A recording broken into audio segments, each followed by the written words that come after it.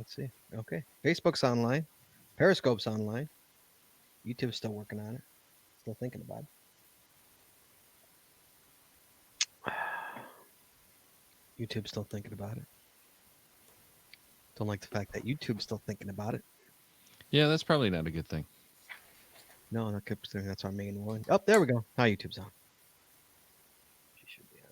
I should give it any second now. Yep, there's people watching. Hello, people. Sorry, guys. We're going to go live in just a couple seconds here. A couple of minutes. Just checking to make sure everybody's on. YouTube.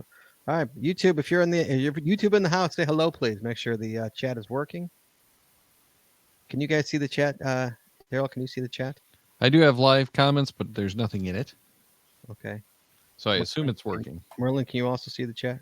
I see a private chat, nothing in it, and a live comments, nothing in it. Oh, there's one. Oh, thank you. Okay, that was me. So. Oh, that was Jesse. Yeah, that's from Facebook. Yeah, that's Facebook. Okay. Well, chat's there. Well, I put it in through a restream, and so I guess it shows Facebook. Although it should have posted to both YouTube and Facebook. That's okay. It probably only post one of ours on. Hey, there's Cash Canada says hello. On ours. Cash Canada. All right. Is that Mr. Cash Canada or Miss Cash Canada? Or both Cash Canada? Oops. Now I only see the private chat. Went away. The comments? Well, click on the live comments. All the way to the right-hand side. All the way in the. Oh, it disappeared. Now it's back. Oh. I can't. That's user error. Okay. I can't help that. I didn't touch anything. I can't. It's Cash Canada with his Merlin doing some magic there. Right? Yeah, it must be. Disappear and reappear. It is 8:29. Okay, guys, we're going to start in about 1 minute here. Again, anybody you want to call, we're talking about the Michigan State Parks Centennial Geotour. You want to give us a call, 808-468-7924.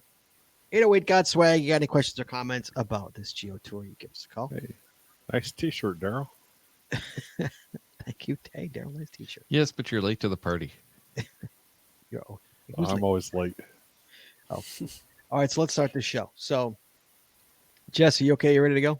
I'm good. You're good? Daryl, everybody set to go? Merlin? I'm good. Ready? Chad, you ready? Listo. All right, here we go. Hitting record on the old Zoom. Okay, and here we go. In 3, 2, 1. You want to know how to find it. Seek it out when they hide it. You know it's in the bag when it's an easy grab. But come on, take a chance now. So go, geocache. And if you need help, we're right there in a flash. If you got a question, just call in and ask. I'll cover the stash on the Geocaching Podcast. The Geocaching Podcast. Welcome, everyone. It is Wednesday. It is 8:30, which means that it is once again time for the Geocaching Podcast. My name is Scott Burks. We have Shorty Nits manning the phones, and please welcome to my virtual left, my co-host, Jazz427. Howdy, y'all. Get ready for some Geotour fun. That's right, the Geotour, because tonight we have Merlin 1392. We've got our old friend Daryl W4 in the house, and we're talking about the Michigan State Parks Centennial Geotour discussion. That's right, guys. Tonight's episode 582, recorded live on September 25th, 2019, is the Michigan State Parks Centennial Geotour discussion. That's a mouthful. The phone lines are open, so give us a call, 808-468-7924, 808-GOT-SWAG. If you've done any of this, if you've seen it, if you've enjoyed it, if you're curious about any questions you have, because this is a big Geotour, guys, give us a call, 808-468-7924. But before we get into any of that, Chad, we got to talk about Patreon, right? Oh, yeah. Right? Oh, yeah. Hey, guys, you know, with the recent things, and Daryl can attest this by anyway. First of all, hello, Daryl. How are you, sir? I'm doing pretty well. Daryl. We love you, Daryl. Thank you very much. I love you guys, too. You know, we do. Everyone loves Daryl. So with all this new stuff we've got, we are streaming on Facebook and all that. And we've got StreamYard and Restream. It all costs money.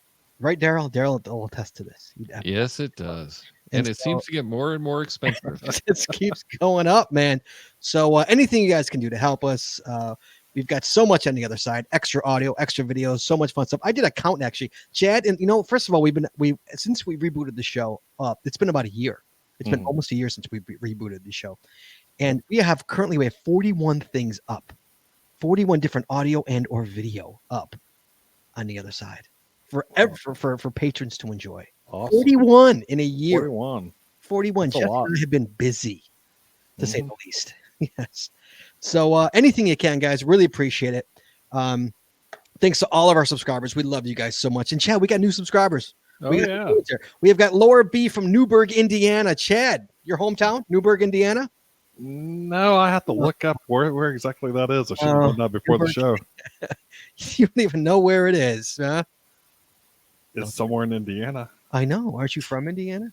I'm from Indiana. It doesn't mean I know every single town. Well, if you I know every town in Illinois because I've been in every town in Illinois because I've completed. Yeah, I believe that. There's 2 Erie, Indianas. Is it really? Yeah, that's creepy. All right, Erie. And Chad, hey, how about Soccer Rocks 318 from Radnor, Ohio, and is a gold sponsor? How about that? I love the gold sponsor. Guys, we love all of our sponsors. We love all of our patrons. Gold star ones we love a little bit more, just a little bit more. Yeah, because they're the gold stars. We love the gold stars. So, Chad, Newburgh, Indiana. Where is it? It's down on the Ohio River, just east of Evansville. You ever been there? I've been to Evansville. Jesse, we ever been there? Probably not. Well, fair enough. Thank you. So. All right. So, hey, guys, give anything you can. We'd really appreciate it. Help this show run and help all the glorious things that you see here, plus all the other things on the other side. It's at patreon.com. That's patreon.com/the Geocaching Podcast. Whenever you're ready there, Chad. Oh, I'm still looking at maps. Sorry. I like how he's able to just literally tune me out. It's like he has no clue it's his cue to come in. I gotta do a musical thing so Chad knows when he has to be clued in. Anyways, tonight's show is brought to you by Cachly. Cachly is an advanced geocaching app for iOS. It features powerful online and offline features, including filtered searches, offline maps, and offline saving of caches. Cachly has hundreds of advanced features that will make your geocaching experience just that much better. Get more info at Cachly.com. That's CACHLY.com. And it's also sponsored by Logwork. Logwork are the creators of the fantastic logbook made with genuine Write in the Rain paper. The logbooks designed for the micro containers of the present and future. Geared towards the hider who would rather go caching than do cache maintenance. Find them at logwork.com. That's LOGWERK.com. It's also brought to you by FTF Geocacher Magazine. FTF Geocacher is the magazine for geocachers written by geocachers. With 6 issues a year, FTF offers practical advice, hints and tips, cacher bios and milestones, geocaching events, trail tales, and all things geo-related. Find them at ftfgeocacher.com. And by the Max Suds Body Company. Max Suds Body Company makes handmade bath and body products from all natural oils and butters. Items such as Poison Bee Gone soap, itch spray, and 2-cent choices of bug spray are all great for the outdoor enthusiasts like geocachers. At Max Suds Body, we have you covered from head to toe. Find them at maxsudsbody.com. That's MACSUDSBODY.com. And by Practical Geocaching. Practical Geocaching sells utility items for geocaching. Our items are made in the USA, and we always provide free shipping. Find them at practicalgeocaching.com. That's PRACTICAL geocaching.com. And finally, by pathtags.com for all your swag and path tag needs. Visit our website to get creative help to trade or log tags or to purchase your own personalized path tags. With over 39,000 tags to collect, pathtags.com is everything you need to start your path tag obsession. Visit them at pathtags.com. That's PATHTAGS.com. And as always, you will find links to our sponsors in all of our show notes. Chad. Mm-hmm. Good Lord.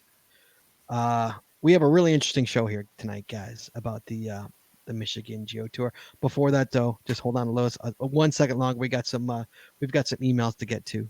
We also have a news. Jesse, you want to talk about what you've been working on for the past couple of weeks, real quick? I've been view the floor, so to speak. Yeah, so I've been putting together an email, like a weekly email newsletter, so we can get out some information directly to you in your inbox. You don't have to scour social media to try to figure out what's this week's show going to be, what's next week's, what I missed last week. I can send it straight to you every week. So if you want to sign up, we got to come up with a good name for it, though. I think we need to have a contest. We need a good name for GCPC email. I don't know. We need something. Got a suggestion? Let us know. Anyway, I threw a sign up on the Facebook page. So if you go to facebook.com/geocaching podcast, on the left-hand side, you will see a link there that says email sign up. Click on that, fill out the form, and you will be on the list. Yes, and we will eventually add to the website. It's just brand new. So it's brand new. Working on it. Hey, you want to be part of the email newsletter coming out every Tuesday morning, which tells you what's going to be on the show next week, or the next day, and upcoming shows, and basically just little snippets about what's going on in the world of geocaching. You join this, man. It's a pretty Jesse's in charge of it, so it's gonna be done well if Jesse's. That's a lot of pressure. Well, hey, man, I know you can handle that. I know you can. So, guys, sign up for it. Currently at facebook.com/geocaching podcast, left-hand side, newsletter. Click it, newsletter, right, Jeff? Yeah. So Ian in the chat room says the geocaching pod blast. There you go. No, Jesse doesn't hate it. These are calling to you, by the way, Jess. By the way, keep them coming. Keep the suggestions coming. We'll pick the best one. Jesse. Yeah. There's someone calling right now. Oh, there is. Oh, hey. See, I better put my knitting down. Ring, ring, ring, ring. All right, Chad. We've got some emails here. Oh yeah. Mail. Yeah, I love when we get mail. We haven't had mail in a while, so it's nice to get mail. We got two, actually, Chad. We got two. You ready for these? All right, Dave. Scott, Chad, and Jesse. I just wanted to say hello and Hoffa Day from the U.S. tropical island territory of Guam. Chad, we got a listener from Guam. Guam. Located I was there for You have about not been to Guam. Shut up. 3 hours. 3 hours you were in Guam. Yeah, for a layover between Hong Kong and Oahu. Wow. Located in the Western Pacific Ocean, 7 hours further southwest of Hawaii and 3 hours east of the Philippines, Guam is an island about 30 miles long by 10 miles wide with roughly 500 geocaches. Wow. So you live on Guam or in Guam. You find all 500 caches. What the hell do you do then? The game's over. You won. Isn't it over? Well, you won the island, but you can't go anywhere else. Why not? They got planes. Planes go in and out of there. Yeah, but that means you got to spend money. You're literally kind of like you got to go. Caching isn't exactly a 100% free game. I guess not. No. It's just more expensive for some than others. I guess so. Cachers from Guam, the U.S. military, Korea, Japan, Australia, and New Zealand power through as many as Guam's 500 caches as their time on island allows. Everything from evil nanos to treks through the jungle to find ammo can caches at actual World War II battle sites, waterfalls, or the remains of ancient Chamorro villages. That sounds extremely cool. That's cool. Really cool. I'd like to get back there and do some caching there. Guam has its own geocaching group, facebook.com/group/Guam Geocachers, which hosts events, CEDOs, and even participates in the worldwide flash mobs. Although because of the time difference, our flash mobs usually have to be held around 3 a.m. Guam time. Guam is 15 hours ahead of Central Time. That's us. So as you're reading this on the GCPC, it's actually Thursday morning, 11:30 a.m. here. Well, good morning, Guam. Anyway, I've been listening for a couple weeks now. Keep up the awesome work. For anyone out there looking for their next crazy geocaching adventure, consider a trip to Guam. Everyone here is super friendly, speaks English, and it's a tropical island paradise. And even though it's part of the United States, geocaching headquarters counts Guam as another country in your geostats. Wow. How about that? There you go. That right there is worth the trip, man. Nice. Yeah. The 3 a.m. flash mobs makes sense because that was about the time that my layover was there. So he says, have a good night and good morning to you, sir. Sparks from Guam. So thank you, Sparks from Guam. That's I didn't know we had Guam listeners. That's pretty nice. That's sweet. So we've got Daryl on the show. Daryl, hello, sir. Hello again. You know I love you, Daryl. Right? You know that, right? I do. Okay. So we got this email actually earlier in the week, and no, I'm lying. I got this like yesterday, I think, or today, even this morning. No, yesterday. And I immediately thought of Daryl. I'm like, oh my God, Daryl's coming on the show. How lucky we are, guys. Listen to this. So, my boyfriend and I are new to geocaching, but have over 180 finds in a month and a half. We have a stage 2 and stage 3 bag for our tots that we are slowly collecting. Although the most adventurous thing we've done so far is bike miles down a bike trail for caches. That's pretty good. We are looking to go to Hocking Hills. Anyone know where Hocking Hills is? Yeah, if that's the one I'm thinking of, it's in Ohio. It probably they're from Ohio. Yeah. So there you go. To do the geo trail, so I would like to get him, I guess her boyfriend and her husband. I would like to get him a Garmin GPS for Christmas. No cell service there. I have read a lot of reviews on the air quote best GPS for geocaching, but as a noob, I am unfamiliar with a lot of things they mention. I do know from your podcast that we want to be able to download GPX files. Yes, you definitely do. Can you share your recommendations? I'm thinking a mid-range price product. I want something more than basic, but I don't want to spend $600 either. Thanks. So I'm going to stop here because it still continues. But meanwhile, Daryl, this is all you, kid. This is literally born for you. I've got 4 recommendations I'm going to pull out here. Of course you do. I love Of course, because it can't be that easy, right? Nerd, you have 4.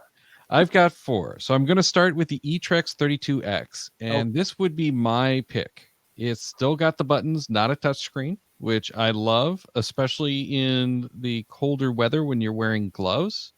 Touchscreens tend not to work so well. I'm a touchscreen man, though. I'm a touchscreen. A lot of people are, but personally, I've had a lot of problems using the Garmin touchscreen products, in part because the interface doesn't work like you expect it to from an iOS or Android device. Okay, so obviously it really depends. She'd have to see what she wants, whether she would want a touchscreen or right. So this is the one that I like. It's only $300. That's not bad. That's pretty good. It handles the weather a little bit better too, because you know how with the touch screens you get those drops, especially on the Garmin's. You'll get those drops and it thinks you're trying to touch it.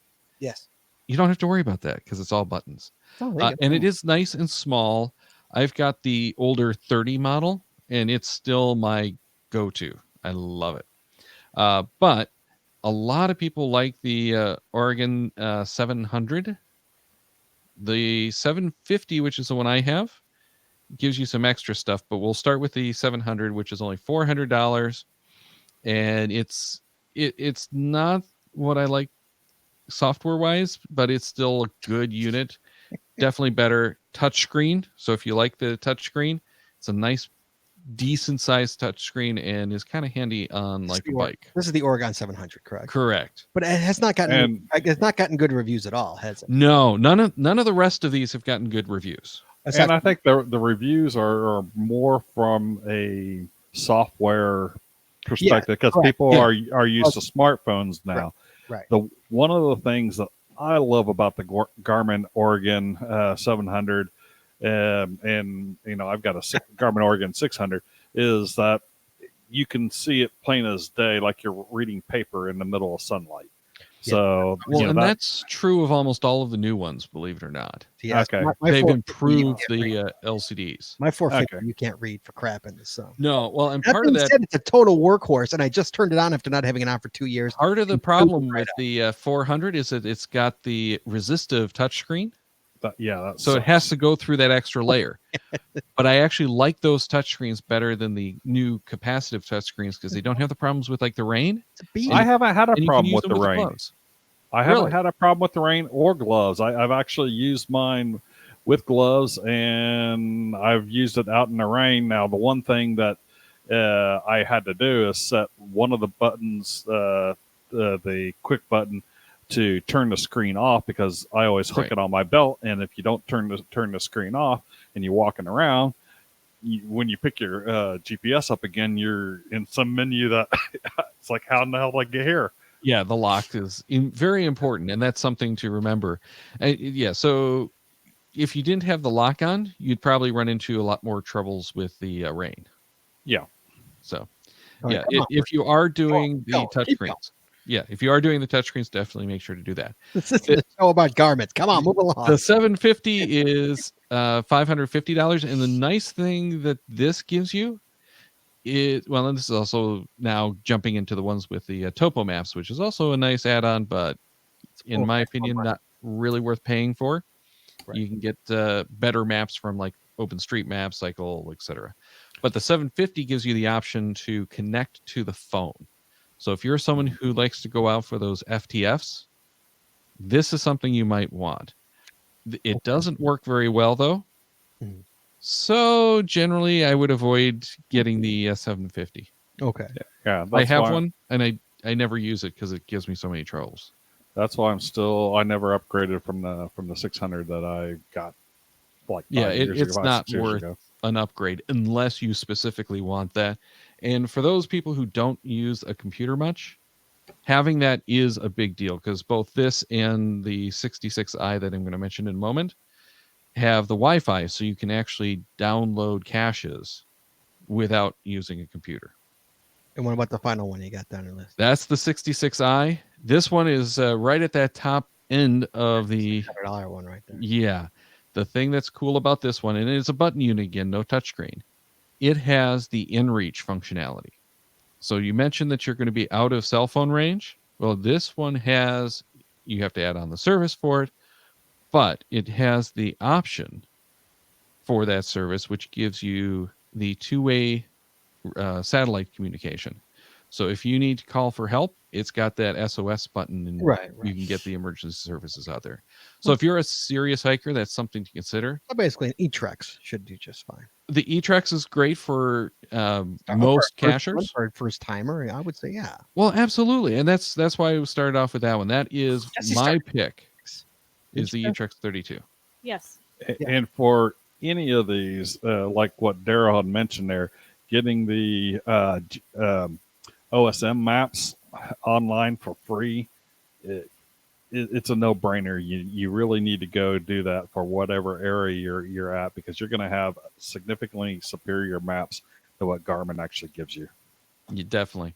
But that 66i, again, it's a newer unit. They've been having some software issues with it, and almost everyone that I've read anything from, including one person who actually got it and returned it, says that they're having tons of software issues with that unit. So unless you really, really, really need that inReach functionality and don't want to get it as a separate unit, you probably don't want that 66i. But I think that's going to be awesome in the next version when they actually get it fixed. All right, so moving along here, I also appreciate your podcast very much. I'm working my way backwards, currently in June. That'd be weird to listen to all this backwards. And I'm learning so much. I plan to become a patron now, which she did. I am waiting to see how helpful it was before making a decision, but I think you put out a great product that is worth supporting. Thank you, Deborah. And her cache name is Soccer Rocks 318. Awesome. And here's an interesting part here. P.S. We sign Nate and Deb on paper logs instead of Soccer Rocks 318, but we also put Nate and Deb at the end of whatever we put when we log in the app. Is that okay? I think so. Really, you think that's okay? I would say no. I mean, I guess. Well, you might want to put signed as Nate and Deb. Well, I mean, Jesse and I put SBSK on virtually every single log we do.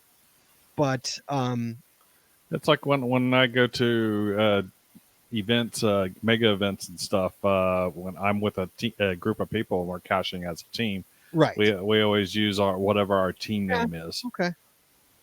Jess, what do you think? Yeah, I think it's fine as long as you. I mean, like when I sign SBSK, I put that in our log. Right. You know, signed as SBSK. logs are signed so SBSK. We know it's us. Yes. Mm-hmm. All right, so there you go, Deb. Deborah, also, if you want, you can go to our site, go to this show's page, and then go to the show notes. And Daryl has conveniently linked all these GPSs in the show notes, so you can actually follow the link right to the one you're looking for and get more information from there. Thank you so much for email. Thank you, Daryl, for your expertise, nerd knowledge on GPS units. We appreciate it very much. And then we are moving along to the Geotour. Really quick though, before we start here, Merlin, how are you, sir? How are you doing? Very good. Thank you for having me tonight. I'm very happy to have you here. I met Merlin at Midwest Geobash, if I remember correctly. Is that where we met? If I remember correctly. Midwest Geobash. Yes, and we were talking, and he said, and Daryl happened to be talking about the Geotour, and Daryl's like points to Merlin, he goes, and he helped make it. I'm like, oh my goodness. So so I wanted to have Merlin on the show, but I've got someone here, Merlin, on the phone here before we do anything here. I've got Daryl. Here's a blast from the past. Daryl, do you recognize this voice here? Caller, go ahead. Hi, long-time listener, first-time caller. Daryl, do you recognize that voice? I'm not really placing it. It sounds so familiar, though. Hello. Yeah, I can't really recall, but I got a note on Twitter that I should listen to this podcast for some reason. This is Steven's ad infinitum, guys, to the show. A former host of this show back in the day. Corey, which was a Wednesday, by the way. Which was a Wednesday, by the way. Corey, how you doing, sir? I'm doing great. It's good to see you guys still going strong. Holy cow. We're still going, man. It's like even without you, we got to trudge along here. So yes. Well, the show's only gotten better since I left. Well, that was easy once you left. Yeah. It was easy. So far, really quick, how you doing? How's your family? How you doing? I'm doing good. Family's great. They're growing, and I think we finally settled down, maybe. Are you like in some place with internet, or you still have no internet? Yeah, I'm back in southern Utah. They have great internet, and I think we're settled now. Wow, mazel tov! Congratulations. And are you are you caching, or are you not caching? I am caching. I actually I went up to Montana a little while ago. Actually bought a car so I could drive out to Washington and go to the it was the not the cash machine, but the other one out there in Washington, the Tri-Cities Geocoin. Okay. Oh yes, which had an awesome coin this year for sure. Yeah, I'll have to show it to you. I was amazed. It took forever to put it together, but it was cool. You had to put the coin together?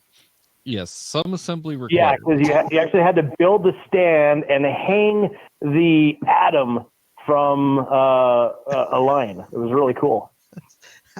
Okay, coin that has been worked for. So when we were on the show together, you had a Nemesis cache up there that you weren't able to find. Do you recall that?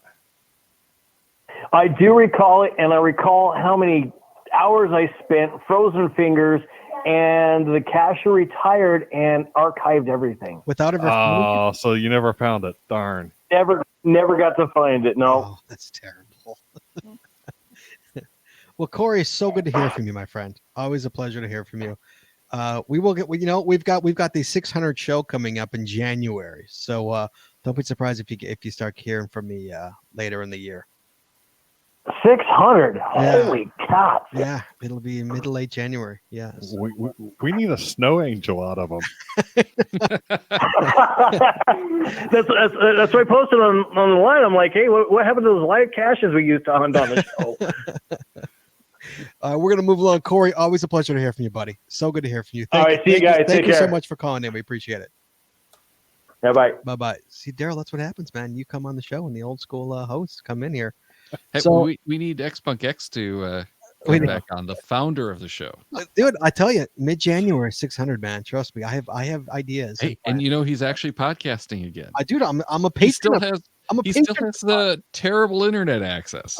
I'm a patron of his podcast, but he does actually podcast again. He does. Yeah. Well, he does it out of a building. He doesn't do it from his home. So right. Yeah, you don't have to necessarily, for podcasts in general, you don't need the live stream. So correct. As long as all your hosts can get together in one room, it's also, I hate to say it, but a lot more fun to be in one room. Oh, absolutely. Yeah. A lot more fun to be in one room. So really quick, before we get on the topic of the show, I have got Jody on the show. Hello, Jody. How are you? Out of Michigan. I'm great. How are you? Jody, why don't you enlighten... It's a pleasure to join you this evening. Thank you. Enlighten us to what you've done about what we're talking about tonight. What are you the first person to do? Well, I'm pretty passionate about the state of Michigan in general, but the Michigan State Park Centennial Geotour has been something that was I got a little crazy about, and my 5-year-old son, Getting the Car Son is his cache name. He and I did the Geotour. That's Great and cache name. finished. We were the first to finish all 100 caches in 34 days. Oh my god! Awesome. Wow. And how many miles did you put on your car? How many miles? Oh gosh, I didn't even add them up. We just keep going. So, do you? A lot. Yeah, but wait, Jody, aren't you doing them again? Yes, I'm doing them again. I'm taking friends and people that I get a lot of messages through Facebook and from people I don't even know asking for tips and hints and about the tour. And I love our state. I love our state park. We have so much to offer, and so I just love passing on information. I love getting people to go to the park. I promote it everywhere I go. And so it's just, it's such a wonderful endeavor that the DNR combined with MyGo put out for geocachers everywhere. I'm so excited about it. And honestly, the excitement doesn't die the second time around, the third time around. Some of them I've been 2-3 times, but so just getting people to the parks has been such so much fun. So that's fantastic. Well, hey, thank you, Jody. Love it. Yeah, that's awesome. Well, thank you so much for calling in. That's awesome, and congratulations on being the first one to complete all 100. That's crazy. Yep. That's insane. Well, it's not. So I mean, I didn't do it alone. I owe it to a lot of people, not just me. I took friends with me several places, almost everywhere we went. We had friends with us. So we certainly didn't do it alone, and we couldn't have done it without a lot of help and support and love and encouragement from our friends. So that's fantastic. It is an acknowledgement that we share. So well, thank you so much for calling in. We appreciate it very much. Thank you so much. Yes, of course. All right. We'll talk to you soon. Thank you so much. Bye-bye. Thanks for having me. Bye-bye. Bye. That's better than anything I can say. Are we done? How about that? You haven't even started yet. That's it. All done. You done? All right. We're tapping out here. We're done. All right. Thank you, everybody. We'll see you next week.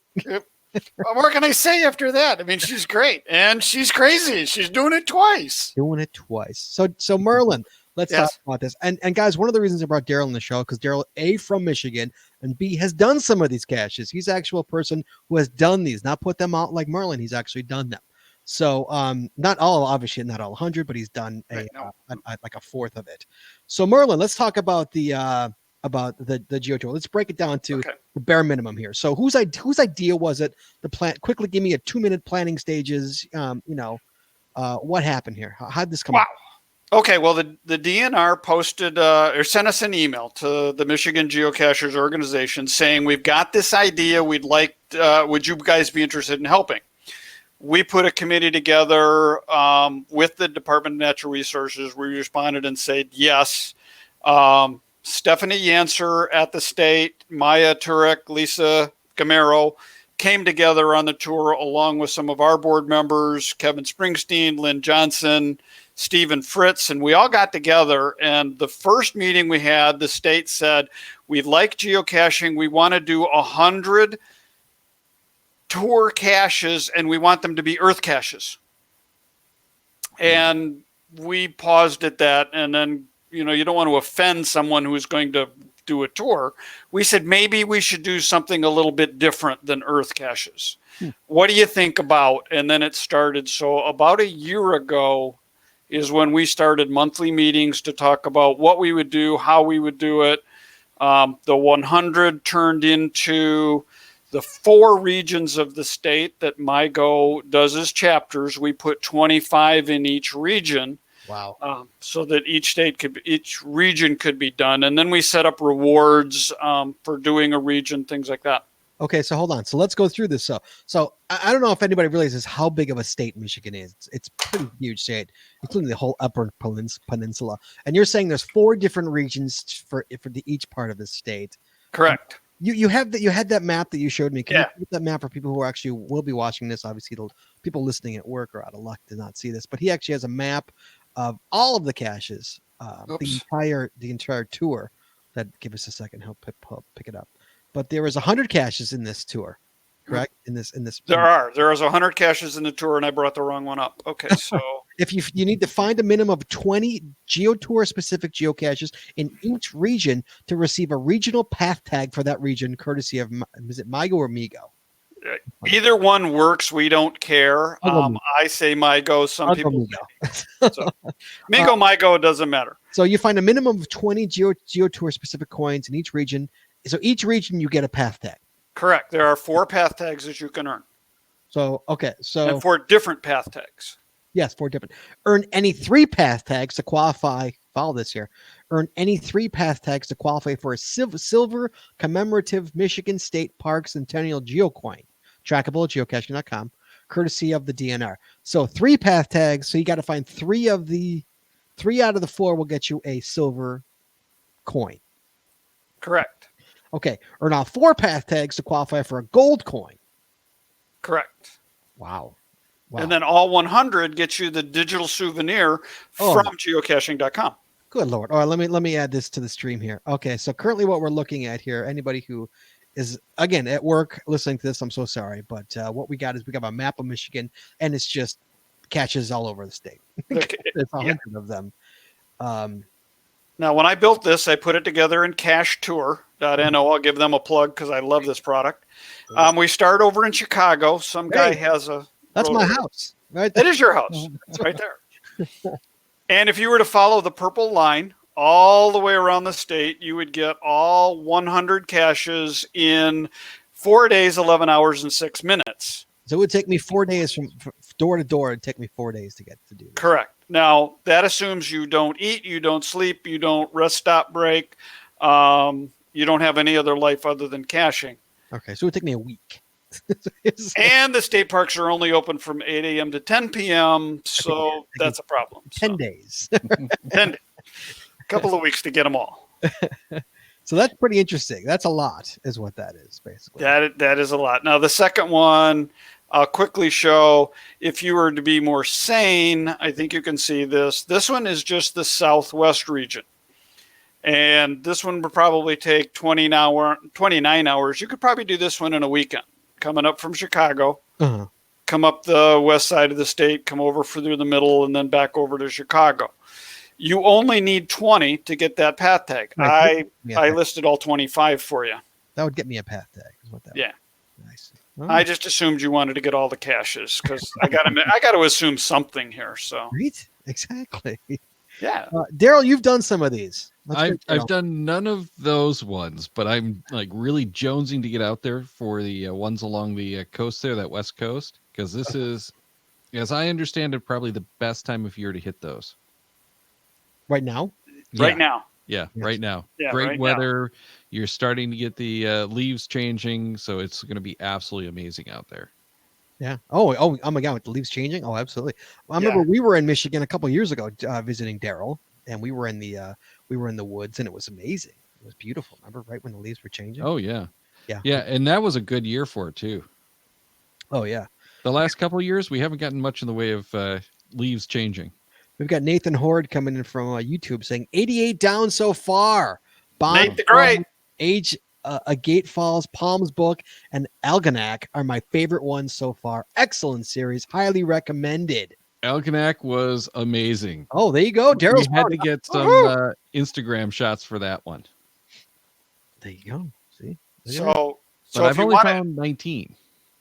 19? I need 2 more to get the path tag for the southwest or southeast region.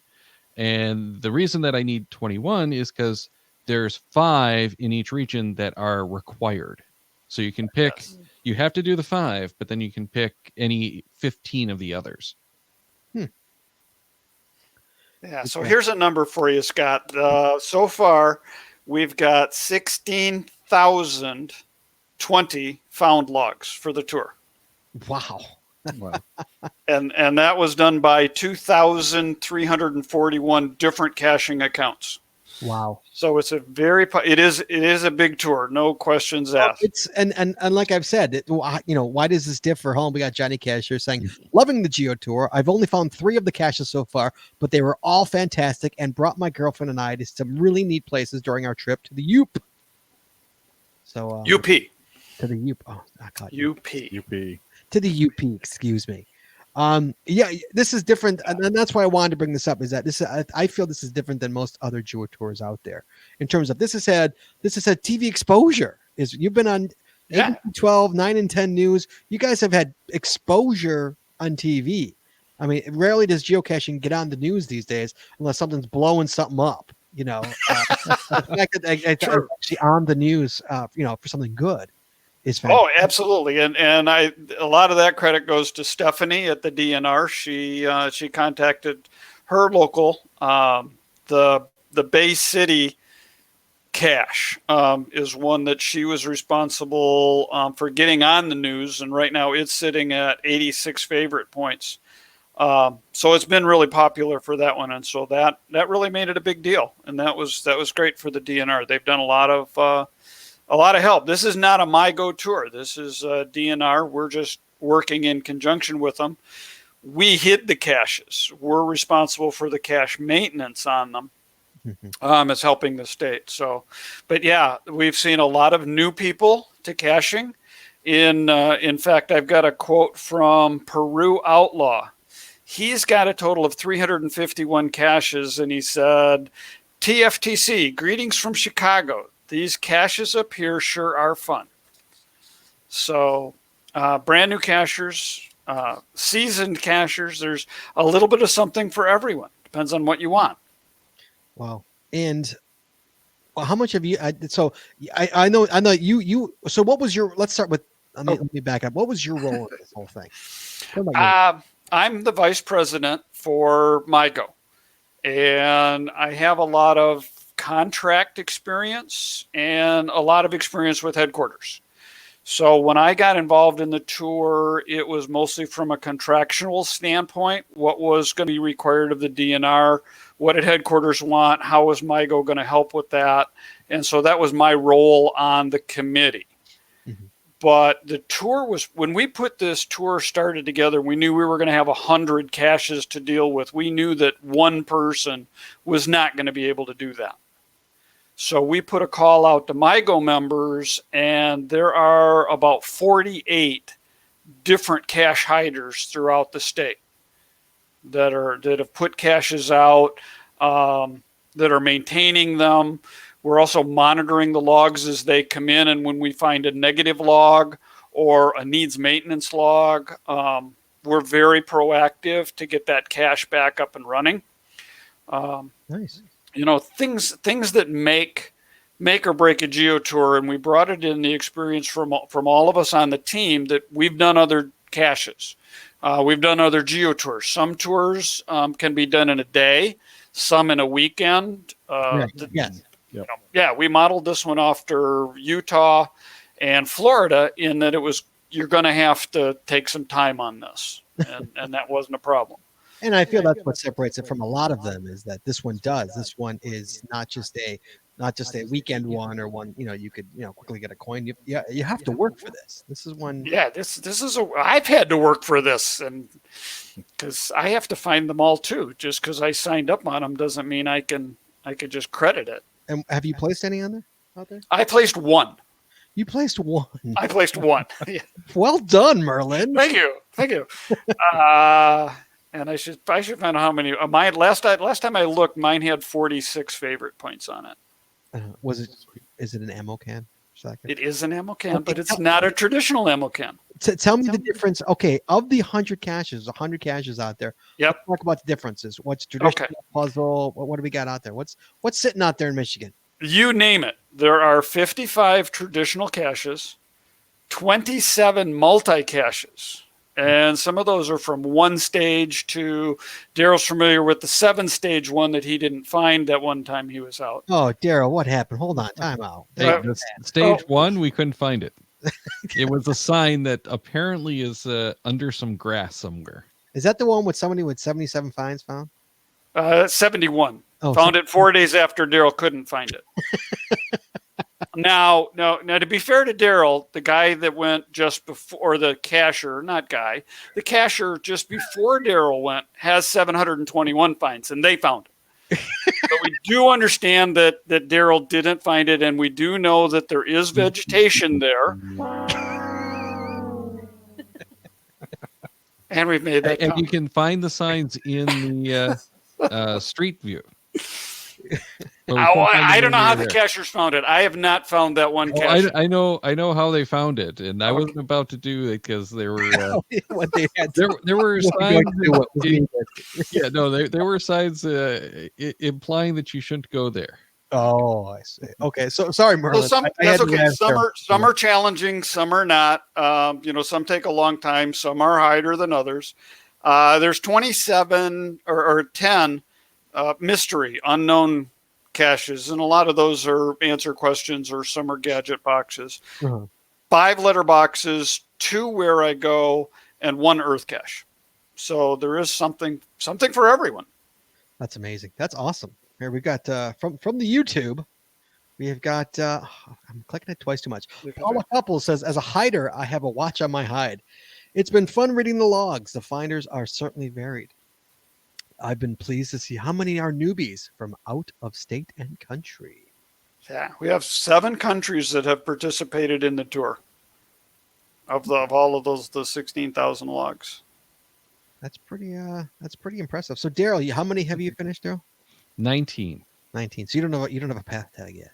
Nope. Well, I have 2 that I have to get the path tag. Not just 1, but 2. Why do you have to get 2? Because of those ones that are required. There's the 5 in each region that you have to do.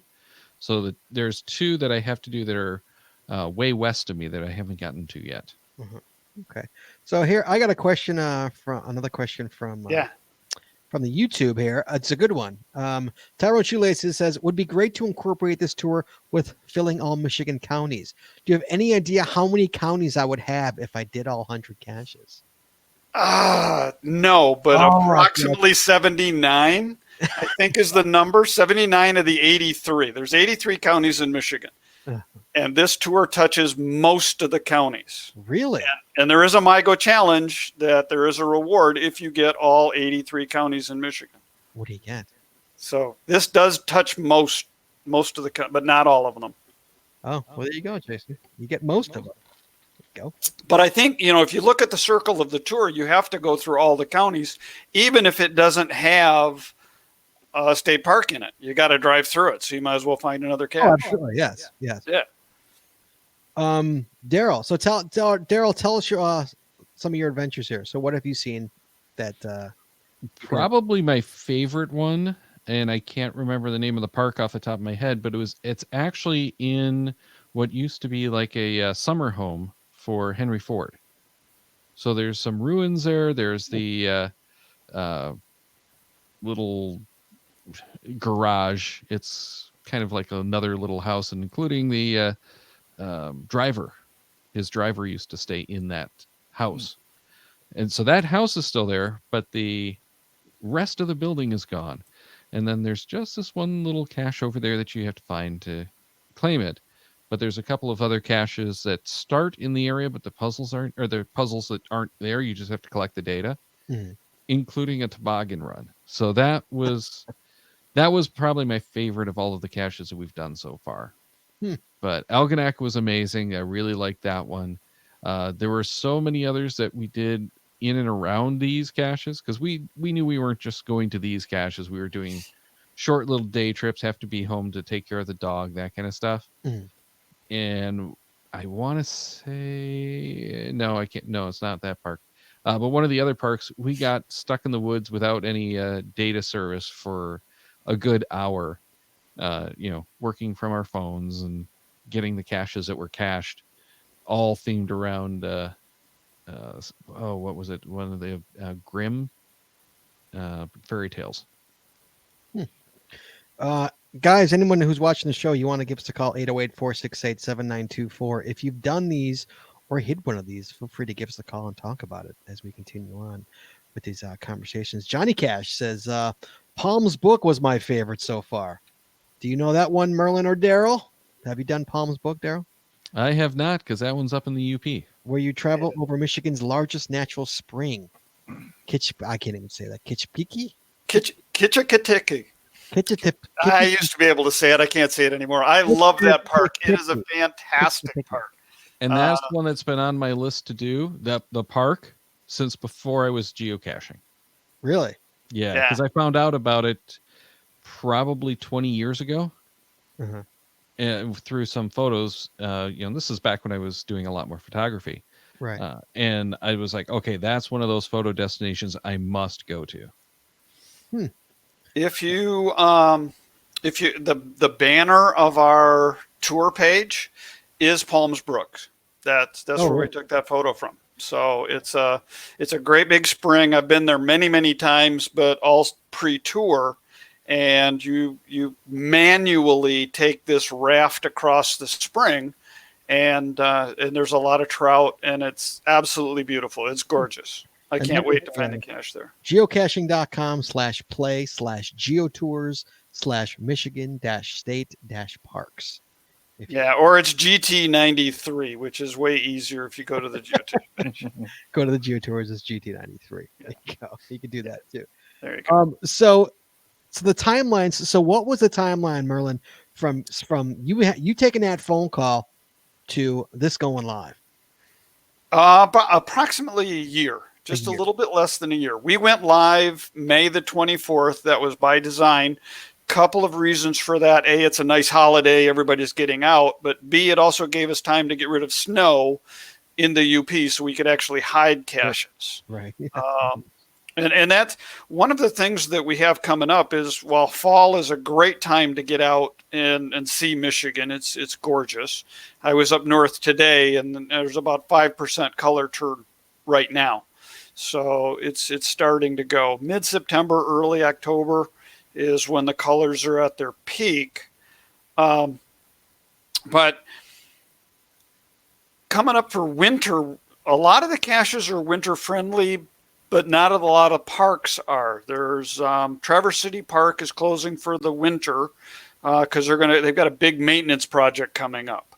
And then when the snow hits the UP, caches that are a 1-1 today may turn into a 5-5 tomorrow because of what you've got to do with snowshoeing, things like that.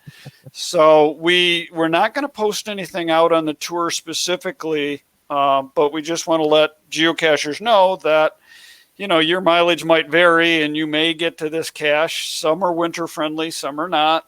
You're going to have to, like any other cache. Sure. Be careful how you go after it. And they're all in state parks, correct? They are, correct. I don't know. I'm assuming that's known because of the title, but they're all in the state parks. Do any of the state parks, are they all free? Do they all cost money? It costs money to get into a state park. There's a couple different ways to do it. If you're a Michigan resident, when you renew your license plate, you can add the state park endorsement for $11. And that's good for the entire calendar year. If you don't do it when you renew your license plate, then it costs $16. And you can get that at any state park when you go in. If you're a non-resident, and you can buy your pass online, and the online cost for a day pass is $14, and it costs $38 for an annual non-resident pass. That's not horrible. That's not horrible. No.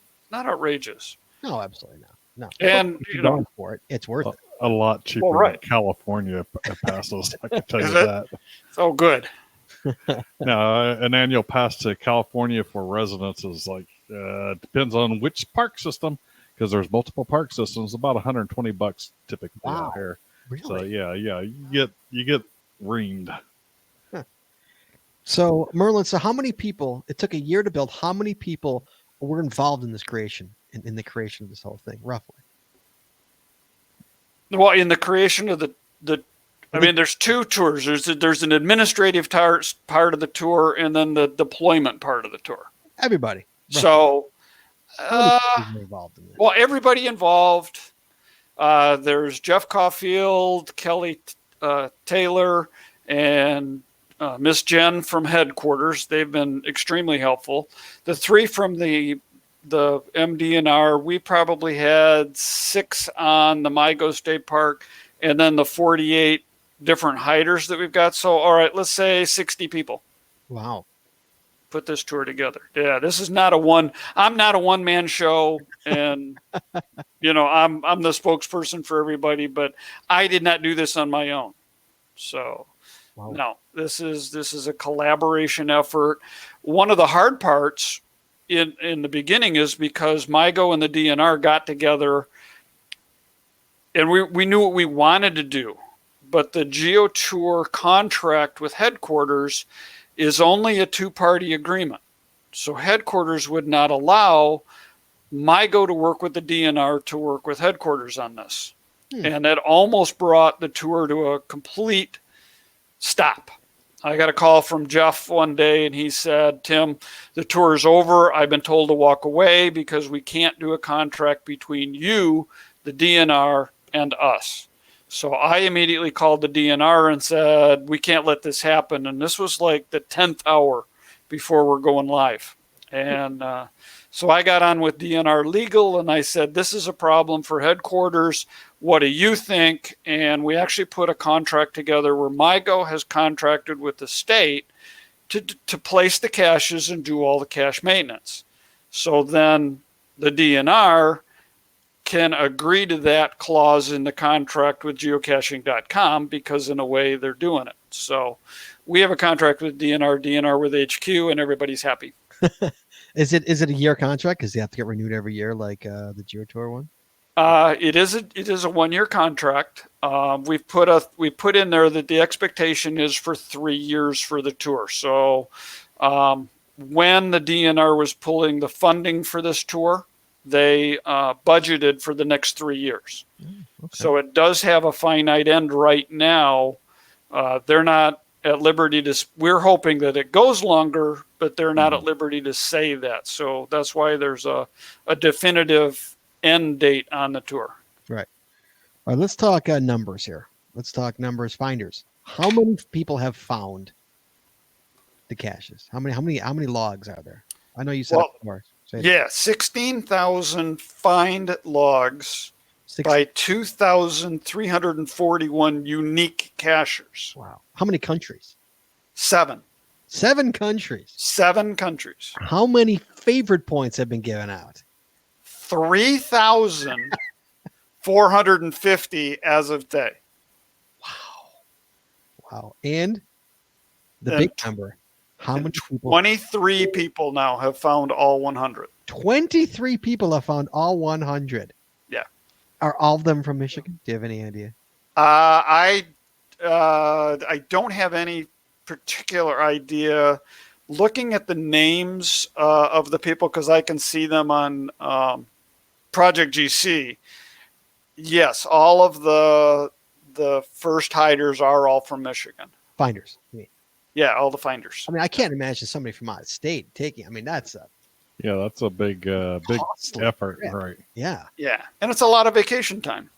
Right. So, unless you're the state next door to Michigan, I mean, could be a lot of people. We get a map from headquarters, and it's real hard to figure out where everybody in the United States is coming from.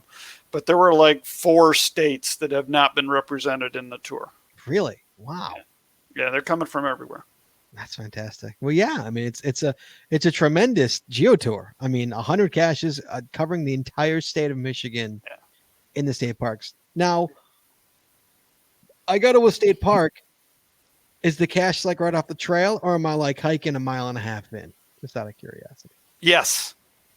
Is that both to you? Both. It's yes to both. Silver Lake State Park, which is sand dunes in the upper part of the western side of the state, is approximately a mile hike through the dunes to where the cache is placed. And it is a gadget cache when you get there. Of course it is. Of course.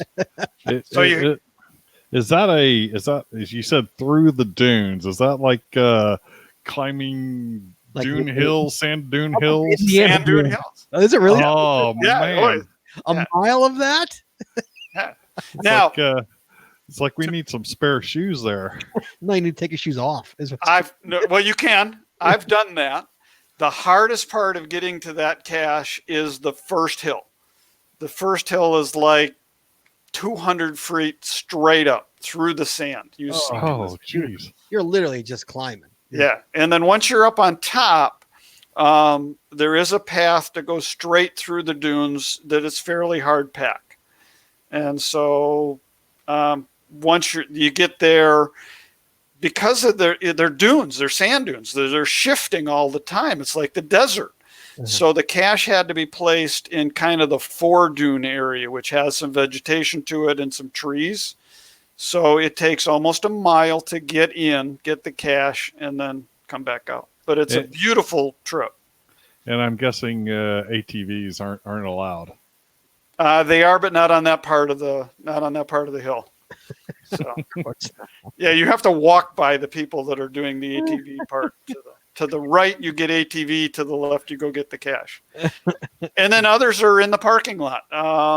There will be a stand with a lock box, and the combination will be given to you in the hint, or it'll be somewhere around, and they're right there. So it's a little bit more than a park and grab, but not much. Wow, that's I like the variation of that. Here, Taquamanian. I said Falls State Park. What? So go ahead, Darryl. Taquamenon Falls. Okay. I haven't Taquamenon heard cache Falls in that State one. Park was a multi with quite a hike between stages. The Muggle girlfriend wasn't thrilled, to say the least. No, I don't think she would be. No. Yeah. He loved it. Oh, but he loved it. Yes. Stay there. Absolutely, yes. It's all in the expectation and how you set it up. I took my wife, who is not a dedicated cacher, when we went to find it, and she enjoyed the hike, even though it was a mile hike out. So if it's not a bad hike, I Right. think, a Muggle would enjoy it. No, I think that's the hardest part, is giving them a tough either uphill end or one with a ton of bushwhacking involved. Oh my God, Nathan Hort says Menominee River is about a two and a fourth mile hike. Oh, good Lord. That's another Upper Peninsula cache, and I've heard that's one of the harder ones too. Jesse, 2.5 mile hike to the cache. Okay. Is it 2 or round trip? Oh, good Nathan? question. I'm thinking that's round trip. Nathan, is that round trip, or is that like one way? If it's one way, we're spending the night there. Is what's going on. We're humping in a tent, is what we're doing, and we're staying the night. Well, all right. So here you go. Based on the terrain rating, we have 5 caches that are rated a 1, 40 are a 1.5, 37 at 2, 11 2.5. 3 that are 3, 3 that are 3.5, and 2 that are a 5. This is terrain. Terrain. That's just terrain. Wow. And nothing over a 3 for difficulty. And of course, the 4.5 get screwed over as you. Yeah, they always do. Always the 4.5. Nathan Hort says that's round trip, so it's a 2.25 round trip. Yeah. He says, leave the girlfriend at home. That's what he says. All right, boys, it's time to wrap it up. But Merlin, thank you so much. This sounds extremely interesting. Jesse and I are going to try to get up there at some point to hit at least some of these. Well, when you do, I'm in the Grand Rapids area, and definitely stop by, or I'll meet you on a cache trail. I will absolutely. Darryl, I love you so much, buddy. You know that already. Pimp your stuff, dude. Go ahead. I'll give you 15 seconds to pimp. Go. All right. Check it out at geogearheads.com. We record every Thursday night, pretty much just like they do over here. Geo Gearheads with not the bad cop. What's his name now? What is Chris of the Northwest? I like the bad cop better, personally. He's always the bad cop for you. Merlin, do you have anything to pimp, sir, aside from the Geotour? No, I think I pimped it up enough. MIGO, though, Michigan Geocaching Organization. We do allow members from out of state. We run a challenge of the month, and we've got a whole bunch of good things coming in our organization. Awesome. Merlin, thank you much. Thank you so much for coming in, man. We appreciate it very much. Thanks for having me. Thank you so much. Okay, hold on a second. Hey, Chad. Mm-hmm. Next week, sir. Are you going to be on the show next week, Chad? No, I'm going to be going caching. You're going caching to going caching. Exactly. All right. Well, next week, we are going to have Keith Petrius of FTF Geocacher Magazine coming on to talk all about FTF Magazine. Looking forward to a nice sponsor of the show. Keith's going to come on, talk about his fantastic magazine we all love and adore. Oh, yeah. That magazine's been going on for like 8 years already. Yeah, it's been around for a good while. I mean, it's like a long time that thing's been around. So yeah, so that's what we got coming next week. We got Keith coming on. Let's talk FTF Geocacher Magazine. Chad, thank you so much, sir. Always a pleasure. Jesse, you know I love you and adore you. Always a pleasure, my love. Guys, thank you so much. We will talk to you guys next week. And let's close the show here. Hold on a sec. Please join us again every Wednesday night at 9:30 Eastern, 8:30 Central as we stream live on Facebook, Twitter, YouTube, and on our website, geocachingpodcast.com. The archived video versions of our podcasts are available on our website or on our YouTube channel, and the audio versions are available on your favorite podcatcher. If you'd like the show, please head on over to Apple iTunes and rate, review, and subscribe. We'd really appreciate it, and it really helps the show when you do. If you prefer to watch the show, make sure you subscribe to the show on your favorite viewing platform and subscribe or get notified when the show goes live. And hey, if you haven't already, please consider becoming a patron on our show. With tiers starting as low as $3, you get a ton of additional information, extra videos, extra audio, only available to our patron members. Please head on over to patreon.com today and subscribe. That's patreon.com/The Geocaching Podcast. Thanks once again to our sponsors, Cachly, Logwork, FTF Geocacher Magazine, the Max Suds Body Company, Practical Geocaching, and PathTags.com. Please visit our sponsors, and when you make that purchase, which we know you will, you tell them the GCPC sent you. That's all we got this week, so we'll talk to you next week, taking your phone calls, talking geocaching. In the meantime, be good, be safe, hug your loved ones. We will talk to you guys next week.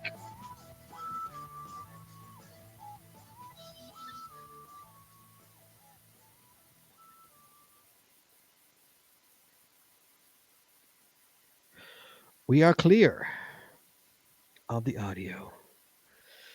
All right, guys. Thank you so much. Wow. What a show. That was really great. Thank you so much. All right. Hey, anybody still in the chat rooms, thank you so much. We appreciate it very much. Thank you guys for watching. Mucho apreciado on you guys watching the show. Tune back next week with your calls and stuff like that. We got Keith coming on from FTF Geocacher Magazine. You got any questions for him, comments for him, you give us a call. Let's talk to him. So, guys, thank you so much. Merlin, Daryl, Taz, Shorty, thank you guys so much. Everybody watching, thank you. We will talk to you guys next week. Thank you.